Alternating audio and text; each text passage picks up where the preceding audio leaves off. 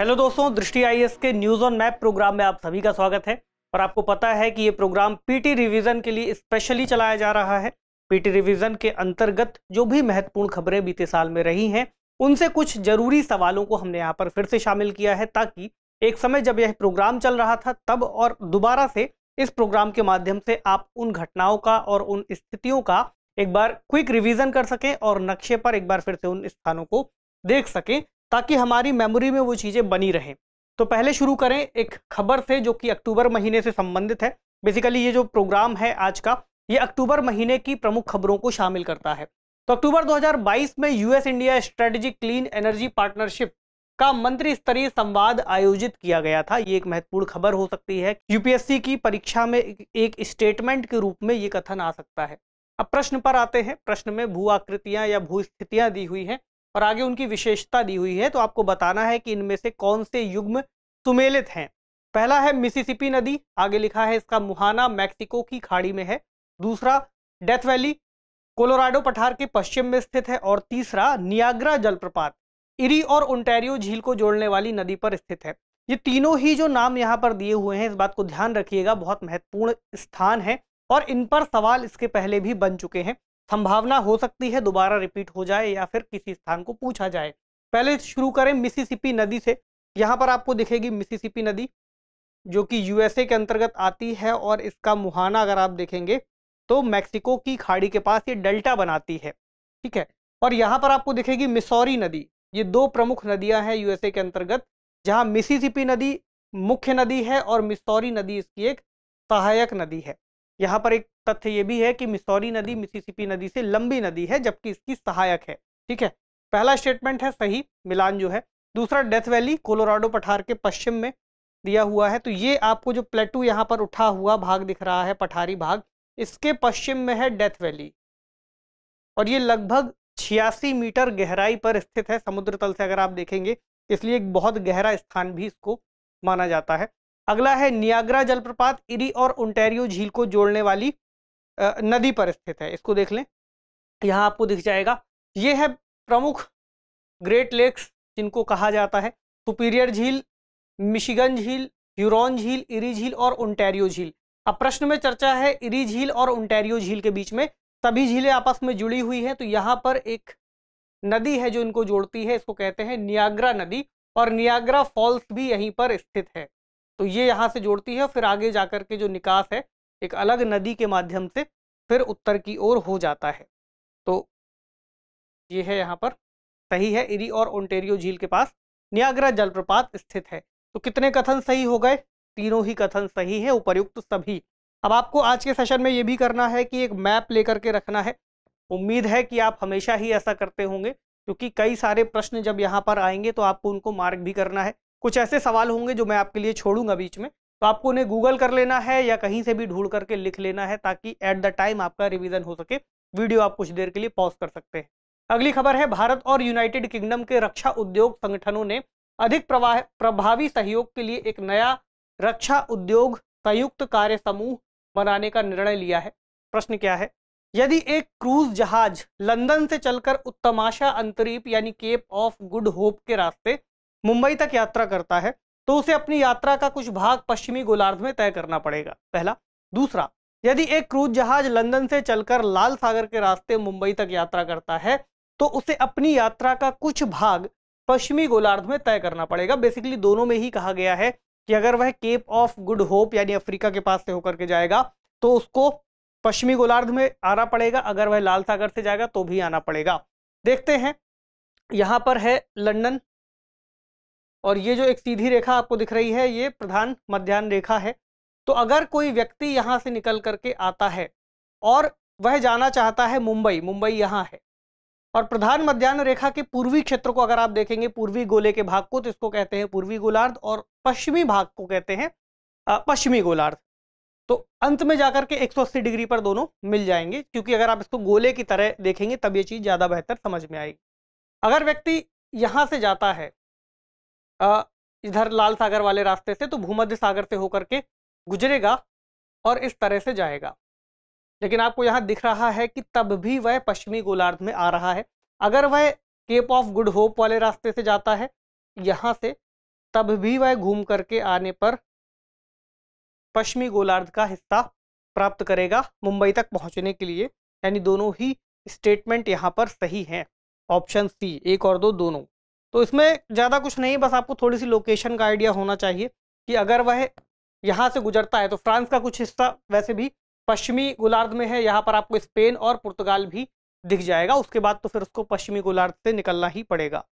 चलिए अगली खबर है, रूस यूक्रेन युद्ध के बीच यूरोप में चरमराई ऊर्जा आपूर्ति को एक और झटका तब लगा जब रूस से जर्मनी और उसके सहयोगी देशों को गैस आपूर्ति करने वाले नॉर्ड स्ट्रीम पाइपलाइन में रिसाव देखने को मिला। ये उस समय की खबर बहुत महत्वपूर्ण थी, इस पर हमने कई सारे एपिसोड किए थे। अब उसी को एक बार रिवाइज करते हैं। एक व्यक्ति रूस के सेंट पीटर्सबर्ग से जर्मनी के कील बंदरगाह तक एक जलयान से यात्रा करना चाहता है। ठीक है, अब यात्रा के दौरान उसके बाईं ओर स्थित तटों से संबंधित देशों का सही क्रम क्या होगा। अब उस यात्रा कर रहा है, यात्रा में बाईं ओर वाले तट आपको बताने हैं। यहाँ पर ऑप्शन दिए हुए हैं, Finland, Sweden, Denmark, Estonia, Latvia, Lithuania, रूस, पोलैंड। इसी तरह एस्टोनिया, लिथुआनिया, लातविया, रूस, पोलैंड, या फिर एस्टोनिया, लातविया, लिथुआनिया और पोलैंड। अब ऐसे नहीं समझ में आएगा, नक्शे में देखिए क्लियर होगा। ये है सेंट पीटर्सबर्ग, रूस का एरिया। इसको जाना कहाँ है, कील। कील कहाँ है, यहाँ जर्मनी का एक बंदरगाह। एक बात और याद रखिएगा कि यहाँ कील के पास ही एक कील नहर भी बनाई गई है ताकि नॉर्थ सी से बाल्टिक सी को जोड़ा जा सके, अदरवाइज फिर ऐसे घूम के जाना पड़ता, लेकिन ठीक है। अब आते हैं उन शहरों की ओर जब वह यात्रा करेगा। यात्रा उसकी कुछ इस तरह से होगी और उसका मुंह चूंकि बाईं ओर है, यानी वह इन देशों को देखता हुआ गुजरेगा। पहला कौन सा है, एस्टोनिया, फिर लाटविया, फिर लिथुआनिया, फिर रूस का हिस्सा कालिनिनग्राद, फिर पोलैंड और फिर जर्मनी का शहर। तो उसको मिलेगा एस्टोनिया, लातविया, लिथुआनिया, रूस और पोलैंड। अब ये जो ग्रुप है जिसमें होगा वो उत्तर होगा एस्टोनिया, लातविया, लिथुआनिया, रूस और पोलैंड। ऑप्शन बी में यहाँ पर आपको मिल जाएगा। अब ये क्यों नहीं सही, क्योंकि यहाँ पर डेनमार्क शामिल कर दिया है। उसके आगे वाले आप देखेंगे तो रूस को बाद में रखा है। उसके बाद वाले में अगर आप देखेंगे तो ये विकल्प भी सही हो सकता है, मतलब अगर इसको देखा जाए तो ये भी सही है, लेकिन चूंकि हमारे पास विकल्प बी भी मौजूद है जिसमें एकदम सही क्रम है, इसलिए यूपीएससी क्या कहता है कि सबसे उपयुक्त विकल्प का चुनाव करें। तो सही उत्तर ऑप्शन बी है। अगर ये ना होता फिर हम ऑप्शन डी पर जाने का सोच सकते थे। चलिए अब यहाँ पर दी है नॉर्ड स्ट्रीम पाइपलाइन, जिसका एक सिरा व्योबोर्ग और दूसरा उस्तुलुगा से जाता है। सेंट पीटर्सबर्ग के पास से शुरू होगी और ये जाकर के जर्मनी के ग्रीफ्सवॉल्ड पर खत्म होगी। नॉर्ड स्ट्रीम 1 जो ऑरेंज कलर से है और दूसरी वाली नॉर्ड स्ट्रीम 2 जिसका निर्माण कराया जा रहा था, और उसके बाद फिर बाकी देश आपको दिख जाएंगे। चलिए अगली खबर है, अक्टूबर 2022 में रूस की मुख्य भूमि को क्रीमिया प्रायद्वीप से जोड़ने वाले कर्च ब्रिज में एक ट्रक बम के विस्फोट के कारण आग लग गई थी। तो जलसंधियां बहुत महत्वपूर्ण होती हैं और जलसंधियां दी हैं, संबंधित जल राशियां दी हैं। अगर प्रश्न बनेगा तो आप कंफ्यूज हो जाएंगे क्योंकि कई सारी जलसंधियां हैं और महासागर हम भूल जाते हैं या उन समुद्रों को भी भूल जाते हैं, बेसिकली समुद्रों से ही संबंधित है। तो कर्च जलसंधि, अजोव सागर और काला सागर, ओट्रेंटो जलसंधि, एड्रियाटिक सागर और आयोनियन सागर, मेसिना जलसंधि, काला सागर और मरमरा सागर, और बॉस्फोरस जलसंधि, आयोनियन सागर और टेरेनियन सागर। एक एक करके देखें इन्हें, फिर हमें पता चलेगा, क्योंकि इसमें मैच कराने हैं आपको कि कौन कौन सा किससे मैच करता है। तो पहले कौन सी देखें, कर्च जलसंधि, अजोब सागर और काला सागर। ये है काला सागर, ये है अजोब सागर, और इनके बीच में जो जलसंधि है उसको कह रहे हैं कर्च जलसंधि। ये सही है, यानी ये सीधा मिलान होगा इसका। दूसरा ओट्रांटो जलसंधि, एड्रियाटिक सागर और आयोनियन सागर। तो एड्रियाटिक सागर आपको यहाँ दिखेगा, इटली के पास वाला, और आयोनियन सागर यहाँ है, और इनके बीच में जो है वो है ओट्रांटो जलसंधि। तो ये भी सीधा हो जाएगा। अगला मेसिना जलसंधि, काला सागर और मरमरा सागर, या फिर आयोनियन सागर और टेरेनियन सागर। तो ये है टेरेनियन सागर और यहाँ है आयोनियन सागर, और इसके बीच में आपको मिलेगी मेसिना जलसंधि, ये यहाँ पर। तो इसका अगर आप मिलान देखेंगे ये कुछ ऐसे होगा, मेसिना जलसंधि ऑप्शन डी पर मिलती है, यानी आयोनियन सागर और टेरेनियन सागर। फिर आएगी बॉस्फोरस। बॉस्फोरस वैसे भी बहुत ज़्यादा चर्चा में थी यूक्रेन वाले क्षेत्र को लेकर के। तो काला सागर और यहाँ पर सी ऑफ मरमरा यानी मरमरा सागर, इनके बीच में है जो जल संधि, उसको कह रहे हैं बॉस्फोरस जल संधि। ये कुछ ऐसे होगा, यानी ए, बी, डी और सी। तो ये है ऑप्शन बी में, ठीक है, ये इसका सही उत्तर है। तो इस तरह आपको मैचिंग करा के देखना है कि कौन कौन से सही होते हैं। अब यहाँ पर और भी जल संधियाँ आएंगी, इसलिए मैंने आपको शुरू में बोला था कि आपको मैप लेकर के रखना है ताकि इनकी मार्किंग आप कर सकें।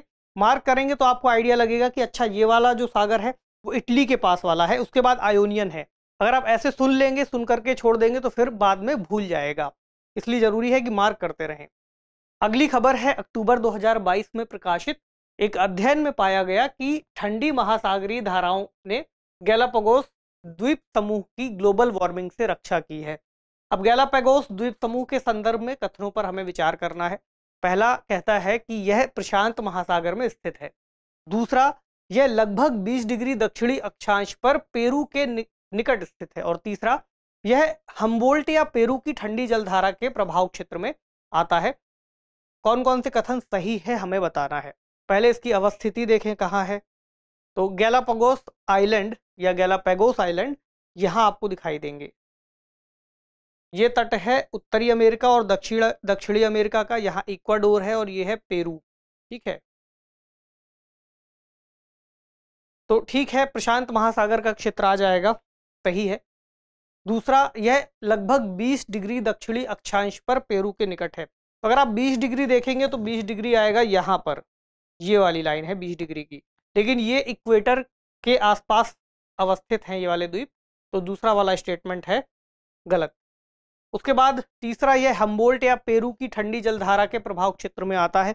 आपको याद होगा जब अल नीनो का साल होता है तो जो अवस्थितियां बनती हैं ठंडी जलधारा की वो पेरू के क्षेत्र के पास बनती है। तो आप कह सकते हैं कि यहाँ पर जो जलधाराएं हैं, खास तौर से हम्बोल्ट ये वाली, ये अल नीनो वाले वर्ष के आसपास फिर इस दिशा में बढ़ जाती है जहाँ पर गैलापागोस आइलैंड मौजूद है। तो ये बात सही है। आपको पता है ग्लोबल वार्मिंग के दौरान एल नीनो का प्रभाव भारत जैसे क्षेत्रों के लिए बेकार साबित होता है या उतना लाभकारी नहीं होता। गर्मियां बढ़ जाती हैं, सर्दियां कम हो जाती हैं। वहीं विपरीत अगर करेंगे तो इस क्षेत्र में जो ठंडी जलधाराएं हैं वो आती हैं। वहीं अगर आप देखेंगे तो इस क्षेत्र में जो ठंड का प्रभाव है वो बढ़ता है। अब अगली खबर, गुजरात के गांधीनगर में डेफ एक्सपो 2022 के दौरान 18 अक्टूबर 2022 को दूसरा भारत अफ्रीका रक्षा संवाद आयोजित किया गया था। इसमें 50 अफ्रीकी देशों ने भाग लिया था। तो पूछा जा सकता है कि डेफ एक्सपो 2022 कहां पर आयोजित किया गया था। याद रखिएगा, गुजरात के गांधीनगर में। अब आते हैं प्रश्न पर। निम्नलिखित में से कौन से देश लैंड लॉक्ड हैं, भू आबद्ध हैं, चारों ओर से दूसरे देशों से घिरे हुए हैं, भूमि वाले, और कोई भी समुद्री क्षेत्र उनके पास नहीं है, खुले समुद्र तक पहुंच नहीं है। कौन कौन से हैं? इथोपिया, नाइजर, युगांडा, माली, नाइजीरिया और मलावी। फिर आपको बताना है कौन कौन से इसमें लैंडलॉक्ड हैं। चलिए देखें। इथोपिया यहाँ है, लैंडलॉक्ड है। युगांडा लैंडलॉक्ड है। मलावी अगर आप देखेंगे ये वाला है मलावी, ये भी लैंडलॉक्ड है। नाइजर लैंडलॉक्ड है। माली लैंडलॉक्ड है। जो एकमात्र देश है इस पूरे विकल्पों में से वो है नाइजीरिया, जिसके पास तट मौजूद है, वो लैंडलॉक्ड नहीं है। कंफ्यूजन हो सकती है नाइजर और नाइजीरिया के बीच में, तो याद रखिएगा नाइजीरिया के पास तट है, यानी ये वाला देश भू आबद्ध नहीं है, बाकी सभी देश भू आबद्ध हैं। अब एक सवाल आपके लिए ये है कि आपको बताना है कि कौन सा महाद्वीप ऐसा है जहां पर सबसे ज्यादा भू आबद्ध देश मौजूद हैं। अब इसके हिसाब से अगर आप उत्तर चुनेंगे तो चौथा आपको एलिमिनेट कर देना है, जिसमें भी है और इसमें भी। तो इसका उत्तर हो जाएगा ऑप्शन ए, यानी बाकी के देश लैंडलॉक्ड हैं। चलिए अगली खबर। अक्टूबर 2022 में पेट्रोलियम निर्यातक देशों के संगठन एवं उनके सहयोगियों यानी ओपेक प्लस ने तेल की घटती कीमतों को समायोजित करने के लिए तेल उत्पादन में बड़ी कटौती का निर्णय लिया था। तो उस दौरान ओपेक और ओपेक प्लस देशों पर बहुत ज़्यादा चर्चा की जा रही थी। प्रश्न है, निम्नलिखित में से कौन सा देश पेट्रोलियम निर्यातक देशों के संगठनों का सदस्य नहीं है? अल्जीरिया, कतर, नाइजीरिया और अंगोला। आपको याद होगा कि कतर को इस संगठन से बाहर कर दिया गया था, इस वजह से कतर इसमें शामिल नहीं है। अब आपको यहाँ दिखेगा जो डार्क नीले यानी गहरे नीले रंग से देश या कलर्ड किए गए हैं वो सभी ओपेक वाले देश हैं। उसके बाद जो हल्के नीले रंग से आपको दिख रहे हैं वो ओपेक प्लस देश हैं।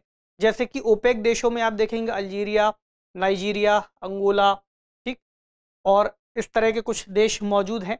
और बाकी में आप देखेंगे रूस, इधर कजाकिस्तान और इस तरह से बाकी के देश आते हैं। आप ये भी कर सकते हैं कि एक सूची बना सकते हैं इन देशों की कि कौन कौन से देश कहाँ पर हैं, कितने देश हैं, उनकी संख्या जरूर नोट कर लीजिएगा। ठीक है, चलिए अगली खबर। अक्टूबर 2022 में कोरियाई प्रायद्वीप में मिसाइल परीक्षण और युद्धाभ्यास के रूप में उत्तरी एवं दक्षिणी कोरिया के बीच में तनाव में बढ़ोतरी देखने को मिली थी। प्रश्न क्या है, दो कथन दिए हुए हैं। उत्तरी कोरिया और दक्षिणी कोरिया 38वीं समानांतर रेखा से अलग होते हैं। अगली है दक्षिण कोरिया केवल उत्तर कोरिया से स्थलीय सीमा साझा करता है। आपको इसमें से सही कथन बताने हैं। तो उत्तरी कोरिया और दक्षिणी कोरिया क्या 38th पैरेलल से अलग होते हैं? जी हाँ, ये कुछ इस तरह से गुजरेगी 38 पैरेलल लाइन, और ये जो अलग है इनका इसी के समानांतर भी खींचा गया है। तो आप कह सकते हैं कि हाँ ये इससे गुजरता है और ये बात सही है। ये है उत्तर कोरिया, ये है दक्षिणी कोरिया। ठीक। दूसरा, दक्षिण कोरिया केवल उत्तर कोरिया के साथ स्थलीय सीमा साझा करता है। यहाँ पर आपको और स्पष्ट रूप से दिख जाएगा। सही बात है कि ये पूरा एक कोरियन पेनिनसुला है जिसमें इसका उत्तरी हिस्सा उत्तर कोरिया कहलाता है और दक्षिणी हिस्सा दक्षिण कोरिया कहलाता है। उत्तरी कोरिया की जो राजधानी है वो है प्योंगयांग और दक्षिण कोरिया की राजधानी है सियोल। ठीक है, और 38th पैरेलल इन्हें अलग करती है। ये दोनों ही कथन सही है। ऑप्शन सी में ये आपको विकल्प मिल जाता है, 1 और 2 दोनों। चलिए अगली खबर है। भारत के एनटीपीसी यानी कि national hydro electric power corporation limited ने नेपाल के निवेश बोर्ड के साथ 750 मेगावाट की पश्चिम सेती परियोजना और 450 मेगावाट की सेती नदी परियोजना को विकसित करने के संबंध में समझौता ज्ञापन पर हस्ताक्षर किए हैं। तो आपको दो चीजें और पता चली, कौन सी? पश्चिम सेती परियोजना और सेती नदी परियोजना भारत ने नेपाल के साथ की है। ठीक है, इस परियोजना को करने के लिए हस्ताक्षर किए हैं। प्रश्न क्या है? दो स्टेटमेंट है, इसमें भी सही कथन बताना है। पश्चिम सेती जल विद्युत परियोजना नेपाल के पूर्वी भाग में है। दूसरा, सेती नदी का संबंध कोसी नदी बेसिन से है। चलिए अब देखते हैं पश्चिम सेती जल विद्युत परियोजना किस भाग में है। यहां पर आपको दिखेगा ये है सेती नदी इस तरह से। ठीक है, और ये इसका पश्चिमी वाला भाग है पश्चिम सेती। तो नेपाल अगर आप देखेंगे जो काले रंग से यहाँ पर लाइन आपको दिख रही है, ये नेपाल का बॉर्डर है, ये वाला हिस्सा। तो नेपाल का पूर्वी भाग इधर है और वो पश्चिमी भाग है। प्रश्न में जो स्टेटमेंट दिया है उसमें लिखा है कि ये पूर्वी भाग में है, ये गलत है, ये पश्चिमी भाग में है। ठीक है, अब अगला, इस सेती नदी का संबंध कोसी नदी बेसिन से है। तो यहां आपको दिखेगा जो नदी बेसिन की बात है, तो ये जो लाल कलर से मार्क है ये पूरे नदी बेसिन है। तो ये कर्नाली नदी बेसिन है। यहां आपको मिलेगा कोसी नदी बेसिन इस तरफ, यहां पर ये कोसी नदी। तो ये कर्नाली नदी बेसिन का हिस्सा है, ये वाला है गलत। तो फिर कौन सा विकल्प इसमें सही है? दोनों ही विकल्प गलत हैं। ऑप्शन डी, ना तो 1 और ना ही 2। चलिए अगली खबर। विश्व बैंक के द्वारा किशनगंगा और रतले जल विद्युत संयंत्रों के लिए एक तटस्थ विशेषज्ञ और मध्यस्थता न्यायालय के अध्यक्ष की नियुक्ति की गई है। कुछ बांध दिए हुए हैं और आगे नदी दी हुई है। आपको बताना है कितने इसमें से सुमेलित हैं। पहला है Baglihar dam Jhelum, Bhakra dam Sutlej, Chamera dam Ravi और दुलहस्ती डैम चिनाब। एक एक करके देखें कि बगलिहार डैम झेलम पर है या फिर नहीं। तो ये आपको दिखाई देगा यहाँ पर। ठीक है, और ये झेलम नदी पर नहीं है, यहाँ आपको मिलेगी चिनाब नदी। ठीक है, ये गलत है, यहाँ चिनाब कर लीजिए। आगे भाखड़ा डैम सतलुज, ये तो लगभग सभी को पता होगा कि यहाँ भाखड़ा नांगा डैम सतलुज नदी पर बना हुआ है। अगला चमेरा डैम रावी, तो चमेरा डैम आपको मिलेगा यहाँ, ये रावी पर ही है, ठीक है, ये सही है। फिर दुलहस्ती डैम चिनाब, ये मिलेगा आपको यहाँ पर।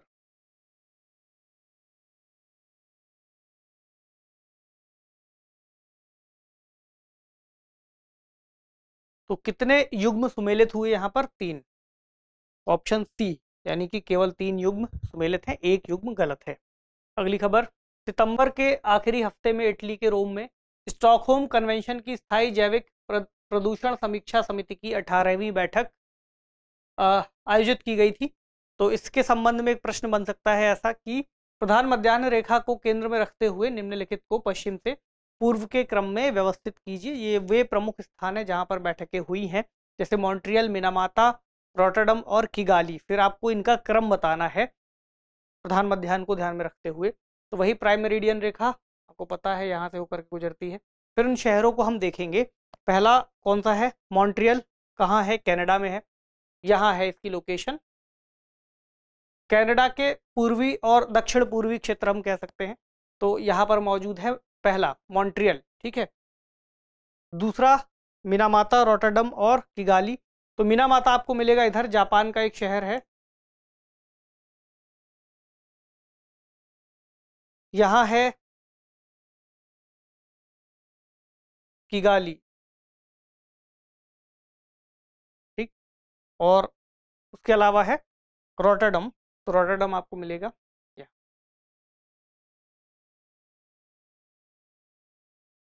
अब इसका क्रम आपको बताना है, क्रम कौन सा हुआ फिर?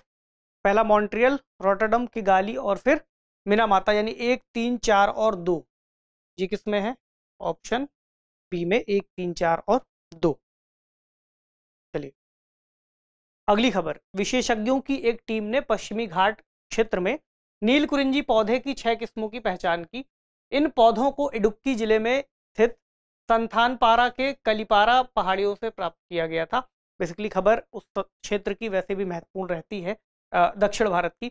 निम्नलिखित में से किसका संबंध पश्चिमी घाट से? और पश्चिमी घाट ऐसा क्षेत्र है जिससे कई सारे सवाल फ्रेम होते रहे हैं, आगे भी होते रहेंगे। तो कालीपारा पहाड़ियाँ, नयागढ़ पहाड़ियाँ, गाविलगढ़ पहाड़ियाँ और महादेव पहाड़ियाँ, इसमें से ऐसा संभव है अगर आपने इसके पहले मानचित्रों का अध्ययन किया है और एक बार वर्ल्ड मैप को ठीक से देखा है या फिर इंडियन मैप को देखा है, तो आपको पता होगा इनमें से कौन कौन सी पहाड़ियाँ ऐसी हैं जो उत्तर भारतीय क्षेत्रों में आती हैं। तो इसमें से मेरे ख्याल से गाविलगढ़ और महादेव को आप पता कर पा रहे होंगे। नयागढ़ में थोड़ा सा कन्फ्यूजन हो सकता है, लेकिन ये जो कालीपारा पहाड़ियाँ हैं वो निश्चित तौर पर दक्षिण भारत से संबंधित है और यहाँ पर आएंगी।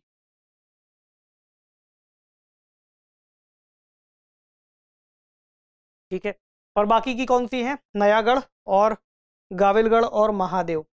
यहाँ पर है नयागढ़ उड़ीसा में, ठीक। अब बची महादेव और गाविलगढ़। तो ये वाली पहाड़ियाँ हैं महादेव की पहाड़ियाँ, जो कि मध्य प्रदेश में है।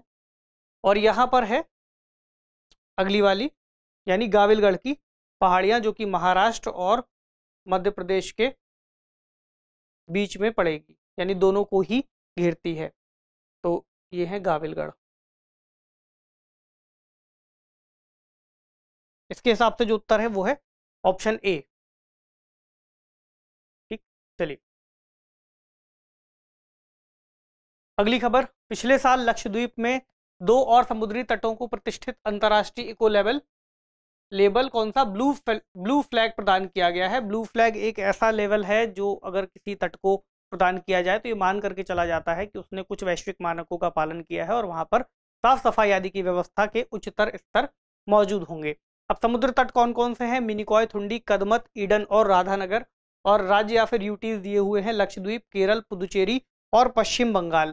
तो एक एक करके देखें कि कौन से तट कहाँ पर हैं और किनको ब्लू फ्लैग मिला है यहाँ पर।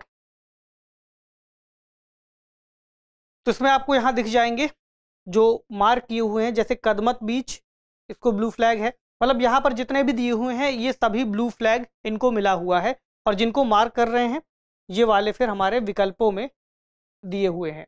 अभी एक एक करके देख लें कि क्या ये वाकई वही लोकेशन है जहाँ पर आगे स्थान दिए हैं। मिनिकॉय थुंडी लक्षद्वीप दिया है, तो मिनिकॉय थुंडी यहाँ पर है और ये लक्षद्वीप में ही मौजूद है। तो ये वाला जो विकल्प है ये सम्मिलित है। युग्म सही है ये वाला। कदमत आगे दिया हुआ है केरल, तो कदमत को भी अगर आप देखेंगे तो ये केरल में ना होकर के लक्षद्वीप में ही है, तो ये वाला है गलत। फिर है ईडन, आगे दिया हुआ है पुदुचेरी, तो ईडन आपको यहाँ मिल जाएगा पुदुचेरी वाले हिस्से में, ये सही है। और राधानगर के बारे में मेरे ख्याल से सबको पता होगा कि ये पश्चिम बंगाल में ना होकर के अंडमान निकोबार में मौजूद है, तो ये है राधानगर बीच, इस पर प्रश्न पूछा जा चुका है। ये वाला सही है, ये गलत है। तो इसमें क्या पूछा है, कौन से युग्म सही नहीं है, इस बात को भी याद रखिए। पता चला कि ये हमें पता थे और हमने गलत मार्क कर दिया। तो केरल यानी दूसरा और चौथा गलत है, विकल्प डी में इसका उत्तर है। और बाकी के भी जो यहाँ पर नाम है, एक बार चाहें तो आप इसका स्क्रीनशॉट लेकर के रख सकते हैं और याद कर लीजिएगा कि कौन कौन से ऐसे जो क्षेत्र हैं जिनको दिया गया है ब्लू बीच का या ब्लू फ्लैग का टैग, तो इन सभी को दिया गया है। जैसे गोल्डन बीच, यहाँ पर ऋषिकोंडा बीच और बाकी के, क्योंकि जरूरी नहीं है कि प्रश्न में यही दोनों को या इन्हीं चारों को पूछा जाए।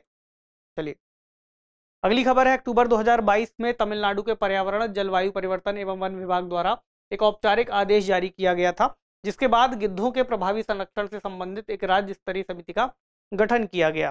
प्रश्न क्या कहता है, निम्नलिखित में से किसकी अवस्थिति सबसे पश्चिम में है? कौन कौन से हैं? Shivalik elephant reserve, Sariska tiger reserve, Madhav tiger reserve और नेशनल चंबल सेंचुरी। एक एक करके यहाँ पर देखते हैं। अब इसमें आपको नक्शे में लगभग सभी महत्वपूर्ण रिजर्व मिल जाएंगे। तो क्या पूछा गया है कि किसकी अवस्थिति सबसे पश्चिम में है, यानी कि इस ओर। तो यहाँ पर कौन सा है मौजूद है जो राजस्थान वाले क्षेत्र में, ये है सरिस्का टाइगर रिजर्व।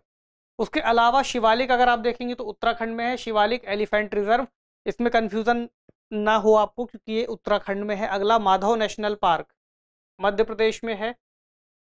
उसके बाद नेशनल चंबल सेंचुरी, ये उत्तर प्रदेश, मध्य प्रदेश और राजस्थान के क्षेत्र तक फैला हुआ है, इस बात को आपको याद रखना है।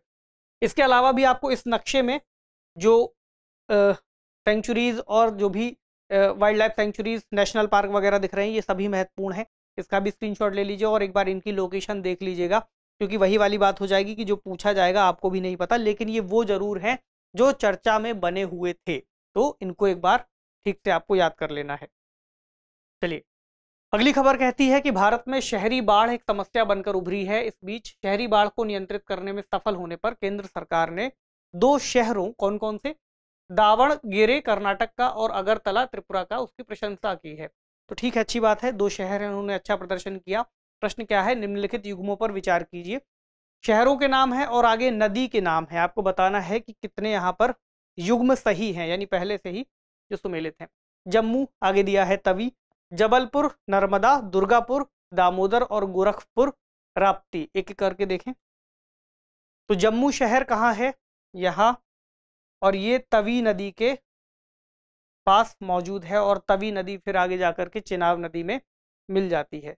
पहला सही हो गया। जबलपुर नर्मदा दिया हुआ है, तो ये तो आपको पता ही होगा कि जबलपुर है यहाँ, और नर्मदा नदी यहाँ अमरकंटक की पहाड़ियों से निकलती है और फिर पश्चिम की ओर बढ़ती है, ये भी सही है। फिर दुर्गापुर दामोदर नदी, इसको देखें, ये भी सही है। दुर्गापुर जो है यहाँ बसा हुआ है, दामोदर नदी यहाँ है जो कि छोटा नागपुर के पठार से निकलती है और आगे जाकर के हुगली नदी में मिल जाती है। बेसिकली हुगली नदी की सहायक नदी है। उसके बाद गोरखपुर जो कि राप्ती नदी के तट पर बसा हुआ है, और राप्ती नदी फिर अंततः जाकर के एक नदी में मिलकर के गंगा नदी में मिल जाती है। डायरेक्ट नहीं मिलती, बीच में एक नदी और है, उसका आपको नाम बताना है कमेंट सेक्शन में कि राप्ती नदी किस नदी की सहायक नदी है। ये आपके लिए एक और सवाल आ गया। इसमें चारों ही सही हैं, तो ऑप्शन डी इसका सही उत्तर है। अब हमने यहाँ पर जिन जिन प्रश्नों का अभ्यास किया है, उम्मीद है आपने उन्हें मैप पर मार्क किया होगा। नहीं भी किया हो, एक बार समय निकाल करके उनको मार्क कर लीजिएगा। तो मिलते हैं अगले सेशन में किसी अन्य महत्वपूर्ण चैप्टर्स और विषयों के साथ, जो कि अगले माह से संबंधित होंगे, और फिर उनका रिवीजन आपके लिए आगे के लिए बहुत कारगर साबित होगा। तो पढ़ते रहिए, अपना ख्याल रखिए, शुक्रिया।